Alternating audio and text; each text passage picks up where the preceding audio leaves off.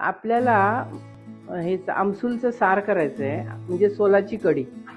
तर त्याच्यासाठी हा खोवलेला कच्चा नारळाचा किस आपल्याला खोता येत नसेल तर आपण पीस पण करून घेऊ शकतो. त्याच्यात 2 लसूणीची पाकळ्या आणि ही एवढीशी मिरची, जास्त घालायची नाही, ह्याची चव बिघडते. आणि हे कोळ म्हणतात त्याला, आमसूलचा कोळ. ह्या सगळ्या वस्तू आणि हे मीठ एवढं लागणार आहे. तर मी प्रथम हे सगळं मिक्सरच्या भांड्यात घालून घेते. ह्याला आपल्याला मिक्सरमध्ये फिरवायचं आहे आणि ह्याचं दूध काढायचं, ते दाखवते तुम्हाला. तर ह्याच्यात थोडं पाणी घालून घ्यायचं आपण. हे असं नारळाचं दूध निघतं. तर मिक्सरमध्ये करून घेते मी. तर हे मी मिक्सरमध्ये दूध नारळाचा किस वाटलेला आहे. तर आता हे आपण ह्याचं दूध काढू. हे असं ह्या चाळणीमध्ये ओतून घ्यायचं.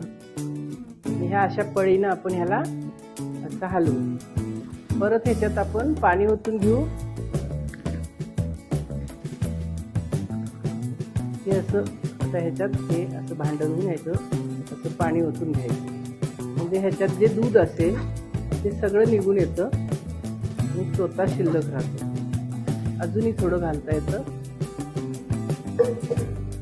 असं हे ओतून ओतून ह्याचं आपण दूध काढू.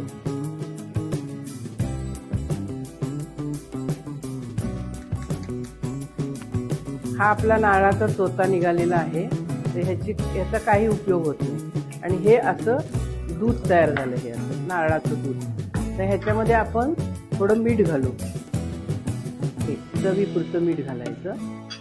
आणि हे आमसुलाचं कोळ जे बाजारात विकत मिळतं.